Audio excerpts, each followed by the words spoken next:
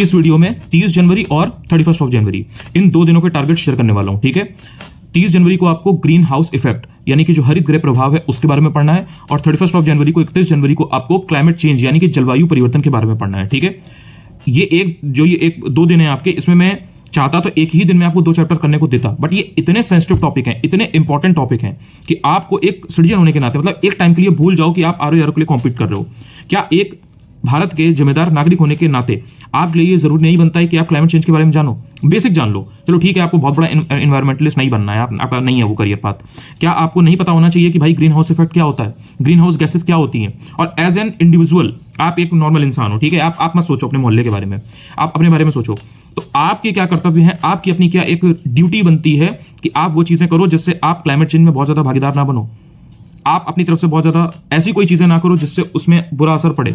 Green house effect होता क्या है, अगर आपको ये नहीं मालूम है तो उसको कैसे कर्ब किया जा सकता है या कंट्रोल किया जा सकता है, कैसे उसको सही करने के लिए चीजें की जा सकती हैं अपने एंड से, वो कैसे शुरू होगा, समझने की चीज है। मैं यहाँ पे ये नहीं कह रहा हूं कि एकदम से कैसे क्या क्या क्या, लेकिन आपको समझ में तो आना चाहिए ना कि ग्रीन हाउस इफेक्ट होता क्या है। क्वेश्चन आता है, इजी सा क्वेश्चन आया, आपने रट रखा है, आपने टिक मारा, आगे बढ़ गए। मेंस में आया, लिख दिया। ठीक है, बहुत लोगों के लिए तो मेंस तक आने की बात ही नहीं पड़ती है, तो वो जानने की कोशिश ही नहीं करते हैं, लेकिन ये एक्चुअल में समझने की चीज है।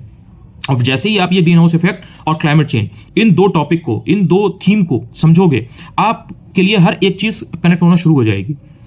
आप देख रहे हो कहीं पर बारिश बहुत ज्यादा हो रही है, जिस टाइम पर बारिश होनी चाहिए थी वो नहीं हो रही है, जिस टाइम पर आंधी आनी चाहिए थी आंधी नहीं आ रही है, जिस टाइम पर तूफान आने चाहिए थे उस टाइम पर तूफान नहीं आ रहे हैं, तूफान अलग ही टाइम पर आ रहे हैं।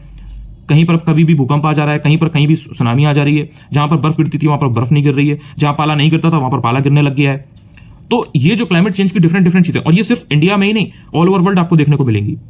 ठीक है, अगर यूएस का ग्रीनलैंड वाला जो पूरा इशू चल रहा है, ईरान वाला जो भी चल रहा है, अगर आप उनके बारे में थोड़ा बहुत भी अगर आप इन डेप्थ जाओगे और उसकी ज्योग्राफी के बारे में पढ़ोगे तो आपको समझ में आएगा कि क्यों यूएस चाह रहा है कि हम ग्रीनलैंड पर कब्जा कर लें। धीरे धीरे जितना भी आर्कटिक वाला रीजन है जहां से ग्लेशियर्स पिघल रहे हैं, ग्लेशियर पिघलेंगे, वहां पर टूरिज्म के और भी नए जो एवेन्यूज हैं वो खुलेंगे, इंसान की जो पहुंच है वो बढ़ जाएगी। जहां पर बहुत माइनस में टेम्परेचर रहता है, हर इंसान वहां पर हर्ष में नहीं जा सकता, लेकिन अगर वहीं पर टेम्परेचर ऐसा होने लगे कि हर इंसान घूम सकता है इजीली, तो वहां पर लोगों का आना जाना कम्यूट करना इजी हो जाएगा ना। तो जो क्लाइमेट चेंज है वो ग्रीन हाउस इफेक्ट और क्लाइमेट चेंज जो है ना, ये इतने ज्यादा ह्यूमन लाइफ से डे टू डे लेवल पे जुड़े हुए हैं जिसको आप इमेजिन भी नहीं कर सकते। इसलिए इसके बारे में पढ़ना बहुत जरूरी है, और एक बार इसको आप मन लगा के पढ़ लोगे ना, कभी एग्जाम में क्वेश्चन भी आपका गलत नहीं होगा। इसलिए एक दिन आपके लिए है ग्रीन हाउस इफेक्ट के लिए, एक दिन है क्लाइमेट चेंज के लिए।